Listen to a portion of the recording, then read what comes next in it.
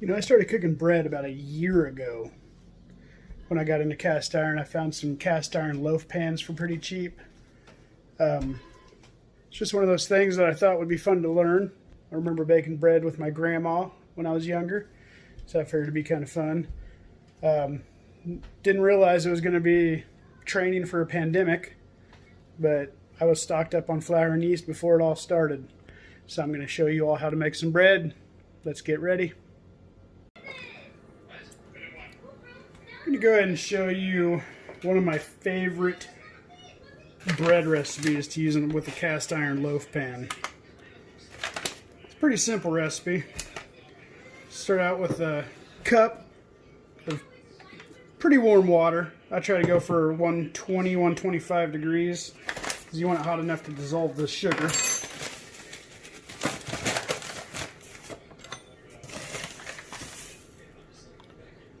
Got about 2.5 tablespoons of sugar. I found that you don't really have to be too accurate on the sugar. It pretty much affects the darkness of the bread out of the oven. And you give that a good stir, get that sugar dissolved in there. You don't really need a temp probe, but I like to probe, see where we're setting at, because you don't want to go too hot or you'll kill the yeast before it even starts. We're about 118 degrees. So in that sugar water mix, you're going to take 2¼ teaspoons of yeast. I try to stir as I'm pouring it in, just so you don't get a bunch of clumps in there.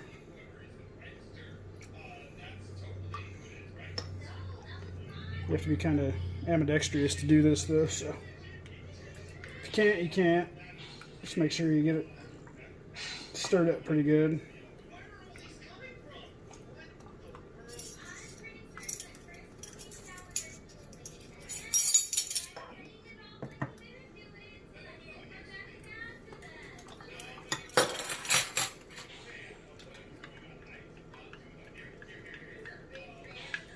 Once you get that stirred up, just set that to the side, let that yeast start to activate.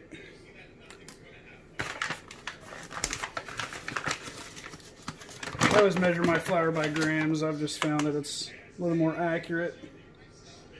This recipe, I go for 390 grams. Originally, recipe called for 3 cups, but this is right at maybe a little bit over.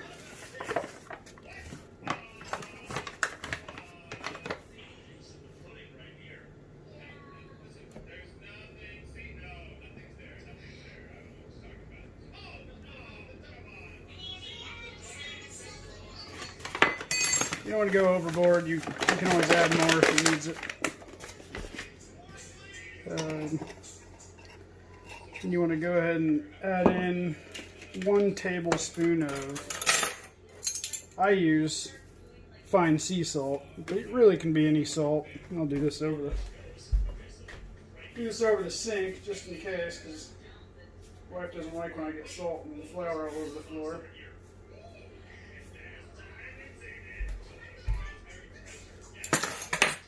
And that is all of the dry ingredients.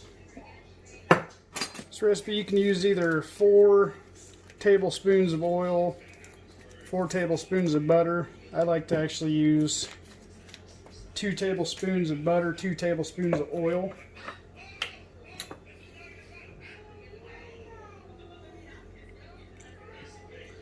You want to melt that butter.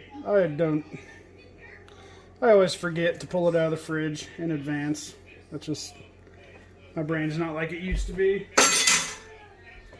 I'll throw that in the microwave for 20 seconds, let that set while that yeast activates.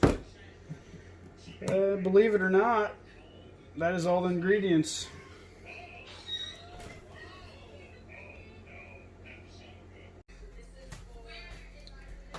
Alright, the yeast has been sitting there. It's got a nice little froth on the top of it. Go ahead and dump that in the mixer.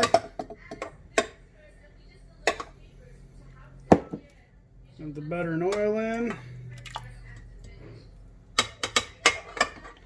And then the flour and the salt.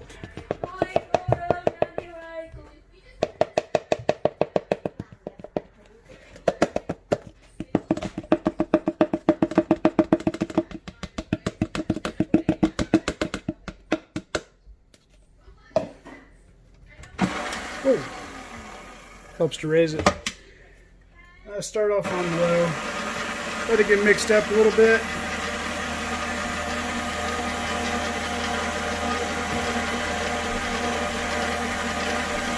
Once that starts to thicken up, we'll turn it up. Turn it up too fast, then you get flour all over, so not the best idea.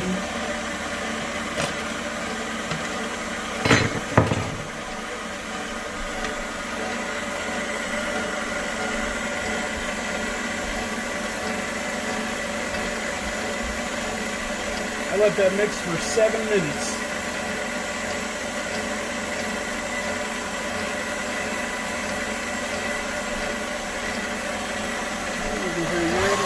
Crank it up to 4.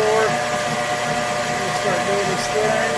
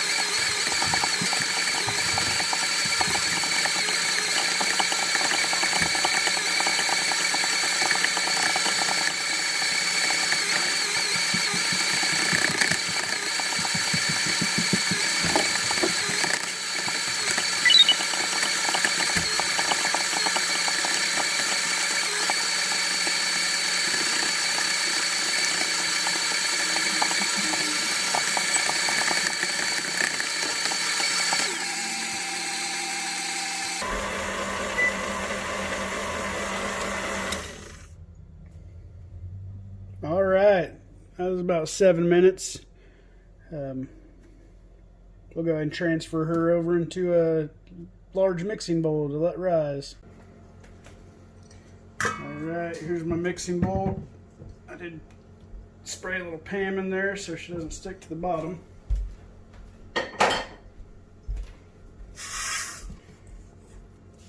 One thing I do like to do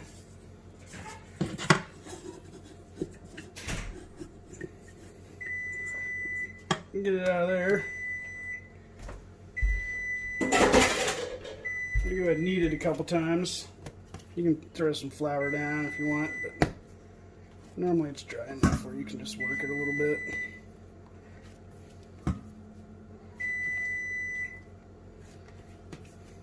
But I like to ball it up.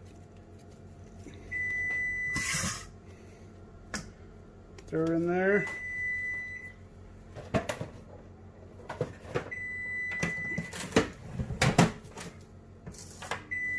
Cover it with a little saran wrap.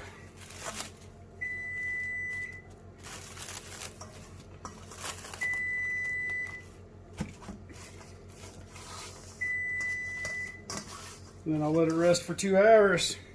See you in 2 hours. Alright, it's a little warmer in my house than normal because of the beautiful spring weather. It's about doubled in size now, so we're going to go ahead and punch it down, and we will throw it in the loaf pan.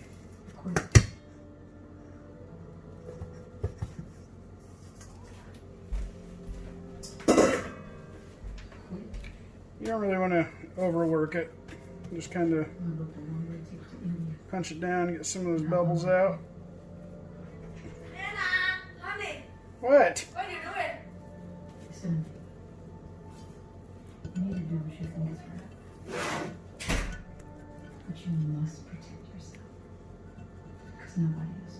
I try to flatten it out just to make sure. Some weird things up there.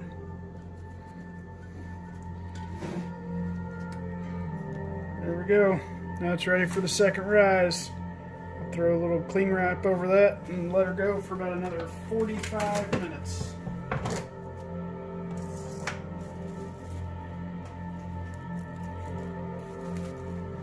Just loose is fine. Alright, it's been 45 minutes. We got a nice little rise out of there. It'll rise a little bit more in the oven. Forgot to mention, I preheat the oven to 350 about midway through the second proof.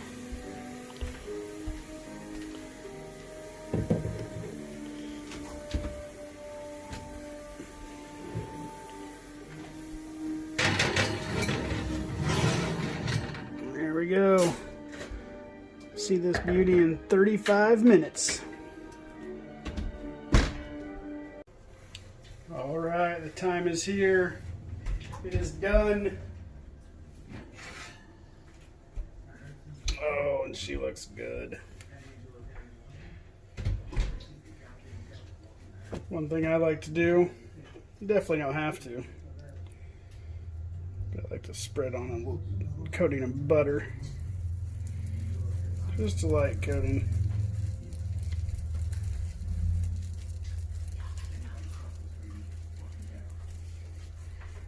And I honestly don't leave that much on there.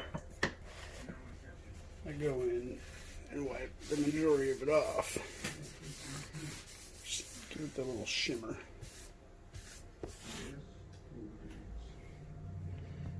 There it is. Thanks for watching.